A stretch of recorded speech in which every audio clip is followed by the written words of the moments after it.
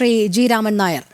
സ്വർണ്ണപ്പാളി വിഷയവുമായി ബന്ധപ്പെട്ട് തുടരെ നിരവധി വെളിപ്പെടുത്തലുകളാണ് വന്നിരിക്കുന്നത്. അതായത് 2019 ഉണ്ണികൃഷ്ണൻ പോറ്റി ഈ സ്വർണ്ണപ്പാളികൾ ഇളക്കിയെടുത്തതിന് ശേഷം, ദേവസ്വം ബോർഡിന്റെ ഭാഷയിൽ പറയുകയാണെങ്കിൽ ചെമ്പുപാളികൾ, അത് ഇളക്കിയെടുത്തതിന് ശേഷം 1 മാസം കഴിഞ്ഞാണത് ചെന്നൈയിൽ എത്തിച്ചത് എന്നുള്ളത് മുൻ തിരുവാഭരണ കമ്മീഷണർ RG രാധാകൃഷ്ണൻ തന്നെ വെളിപ്പെടുത്തുന്നുണ്ട്.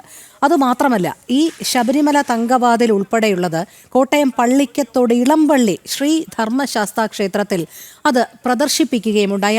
അന്നത്തെ ദേവസ്വം ബോർഡ് പ്രസിഡന്റായ A. പത്മകുമാറും ആ ചടങ്ങിൽ പങ്കെടുത്തു എന്ന് ക്ഷേത്രം ഭാരവാഹികൾ തന്നെ വ്യക്തമാക്കുന്നുണ്ട്. അപ്പോൾ ഇതുമായി ബന്ധപ്പെട്ട് നിരവധി വെളിപ്പെടുത്തലുകൾ തുടരെ ഉണ്ടാകുന്നതിൽ നിന്ന് നമുക്ക് കൃത്യമായി മനസ്സിലാക്കാം, സ്വർണ്ണപ്പാളികൾ അടക്കമുള്ള പരിപാവനമായി സൂക്ഷിക്കേണ്ട ഭഗവാന്റെ കാര്യങ്ങൾ അടക്കം വലിയ രീതിയിലുള്ള തെറ്റായ ആചാരപരമായ നീക്കങ്ങൾ അല്ലെങ്കിൽ ആചാര ലംഘനം നടന്നിരിക്കുന്നു എന്നുള്ളത് ഇതൊരു പ്രദർശന വസ്തുവായി പലയിടങ്ങളിലും കൊണ്ടുപോകുന്നു.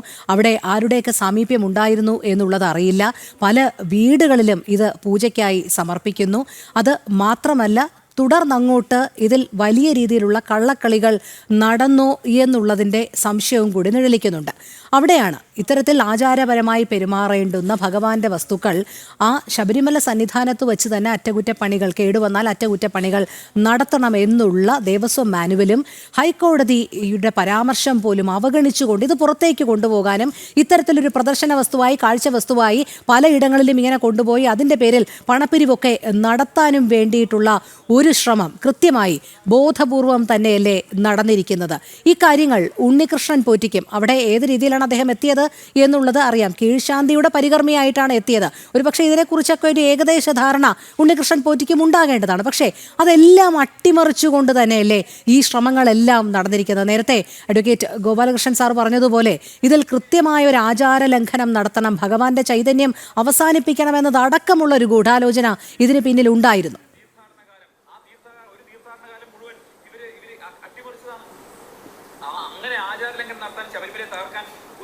തിരുവിതാംകൂർ ദേവസ്വം ബോർഡിൽ ഒരു കീഴ്വഴക്കമനുസരിച്ച് ഒരു ഭക്തൻ എന്തെങ്കിലും ക്ഷേത്രത്തിലേക്ക് സംഭാവനയായിട്ട് നൽകുകയോ അല്ലെങ്കിൽ എന്തെങ്കിലും വസ്തുക്കൾ ഭഗവാൻ സമർപ്പിക്കുകയോ ചെയ്താൽ ആ വസ്തുക്കളെ സംബന്ധിച്ച് കാലപ്പഴക്കം കൊണ്ട് എന്തെങ്കിലും ന്യൂനതകൾ സംഭവിച്ചാൽ അത് പരിഹരിക്കുന്നതിന് ആദ്യമായിട്ട് ആ ഭക്തരോടാണ് ചോദിക്കേണ്ടത്.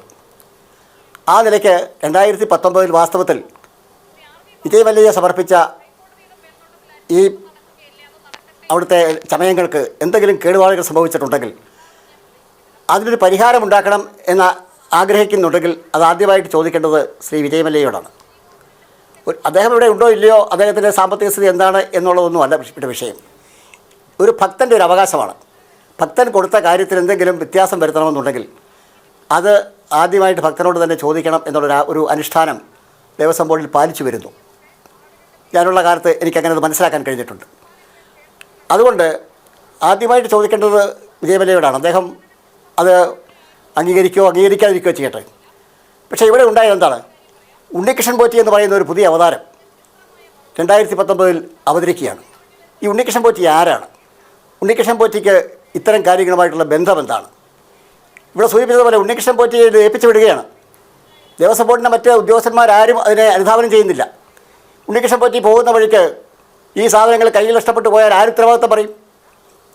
അപ്പോൾ ഉണ്ണികൃഷ്ണൻ ഇവിടെ നിന്ന് കൊണ്ടുപോകുന്നത് തന്നെ തെറ്റ്, ക്ഷേത്രപരിധിയിൽ നിന്നും പുറത്ത് കൊണ്ടുപോകുന്നത് ഒന്നാമത്തെ തെറ്റ്. അതിനുശേഷം ആരോരും അറിയാത്ത അല്ലെങ്കിൽ ഉത്തരവാദിത്തമില്ലാത്ത ഏതോ കിടക്കുന്നൊരു പോറ്റിയുടെ കയ്യിൽ ഇത് കൊടുത്തു വിടുന്നു. ഈ പോറ്റി ഇതുമായിട്ട് പോകുന്നു. ഇവിടെ പറഞ്ഞതുപോലെ 40 ദിവസം കഴിഞ്ഞിട്ടാണ് തിരുവാഭരണം കമ്മീഷൻ അറിയുന്നത് ഇങ്ങനെ ഈ സാധനങ്ങളെല്ലാം അവിടെ ഉണ്ടെന്നുള്ളത്. അപ്പോൾ വിജയമല്യ സ്വർണ്ണപ്പാളി കൊടുത്തത് ഇവിടുത്തെ രേഖപ്രകാരം ചെമ്പായി മാറുന്നു. ആ ചെമ്പ് പൂശാനായിട്ട് കൊടുത്തു വിടുന്നു. എത്ര വലിയ തട്ടിപ്പാണ് ഇവിടെ നടന്നത് എന്ന് നാം മനസ്സിലാക്കണം. അതിനുശേഷം വന്ന ഓരോ കാര്യങ്ങളും ഇവിടെ സൂചിപ്പിച്ചതുപോലെ ഭഗവാന്റെ ഈ തിരുവാഭരണങ്ങൾ, ഭഗവാന്റെ ഏത് കാര്യങ്ങളും തിരുവാഭരണത്തിൻ്റെ ഭാഗമാണ്. അത് പ്രദർശന വസ്തുവാക്കി കൊണ്ടു നടക്കുകയാണ്. അത് പ്രദർശന വസ്തുവാക്കി നടത്തി പലരുടെ വീടുകളിൽ കൊണ്ടുപോകുന്നു, ഓരോരുത്തരുടെ പൂജാമുറിയിൽ കൊണ്ടുപോകുന്നു. ഇത്തരത്തിലുള്ള പ്രവർത്തനങ്ങളെന്ന് പറയുന്നത് വാസ്തവത്തിൽ ഭക്തജനങ്ങളെ സംബന്ധിച്ച് ഏറ്റവും വളരെയേറെ അവരുടെ മനസ്സ് വ്രണപ്പെടുന്ന ഒന്നാണ്. ഇവിടെ എല്ലാവരും ഇതിൻ്റെ തൂക്കത്തിൻ്റെ അളവും കണക്കുമൊക്കെയാണ് പറയുന്നത്. എനിക്ക് ആ തൂക്കത്തിൻ്റെ കാര്യത്തെക്കുറിച്ച് വലിയ തർക്കമൊന്നുമില്ല. തൂക്കം അത് നമുക്ക് കണ്ടുപിടിക്കാവുന്ന കാര്യമുള്ളൂ. പക്ഷേ ഈ ചെയ്ത പ്രവർത്തികൾ, ഈ പ്രവർത്തികളുടെ തൂക്കം എത്ര വലുതാണ്, ഈ ചെയ്ത കാര്യങ്ങൾ എത്ര നീചമായ പ്രവർത്തനങ്ങളാണ് നടത്തിയത്. അതുകൊണ്ട് ശ്രീ അനിൽ വിളയിൽ ഒരു കാര്യം ഇവിടെ സൂചിപ്പിച്ചു. ഭഗവാന്റെ യോഗദണ്ഡും മുദ്രമാലയും അവിടെ നിന്ന് മാറ്റി എന്ന് പറഞ്ഞു. ഞാനും കേട്ടൊരു സംഭവമാണ്. ഭഗവാന്റെ യോഗദണ്ഡും മുദ്രമാലയും അവിടെ നിന്ന് മാറ്റി ആരുടെയോ വീടുകളിൽ കൊണ്ടുപോയി എന്നാണ് ഒരു സംസാരമുള്ളത്. അതിനെക്കുറിച്ച് വലിയ അന്വേഷണം ഉണ്ടാവേണ്ടതായിട്ടുണ്ട്. അങ്ങനെയൊക്കെ ചെയ്തു വരുന്ന ആളുകൾക്ക് ആരോടാണ് ഭക്തി? ശബരിമലയുടെ സാമ്പത്തിക മെച്ചം അല്ലെങ്കിൽ ക്ഷേത്രങ്ങളുടെ സാമ്പത്തിക മെച്ചം മാത്രമാണ് ഇന്ന് ഭരിക്കുന്ന അധികാരികൾ, അതിൽ മാത്രമാണ് അവർ ലക്ഷ്യം വെച്ചിരിക്കുന്നത്. എങ്ങനെ അത് അടിച്ചു മാറ്റാം? ധർമ്മശാസ്താവിൻ്റെ കാവൽക്കാരാണ് ഈ ദ്വാരപാലകർ. ധർമ്മശാസ്താവിൻ്റെ കാവൽക്കാരെ അടിച്ചു മാറ്റിയാൽ നാളെ ധർമ്മശാസ്താവിനെ തന്നെ ഇവർ അടിച്ചു മാറ്റും എന്നുള്ള കാര്യത്തിൻ്റെ തുടക്കമാണിത്. അതുകൊണ്ട് വളരെ ഗൗരവത്തോടുകൂടി ഈ കാര്യത്തെക്കുറിച്ച് അന്വേഷിക്കേണ്ടതായിട്ടുണ്ട്. ഒരു കാര്യം കൂടി ഞാൻ പറയാം.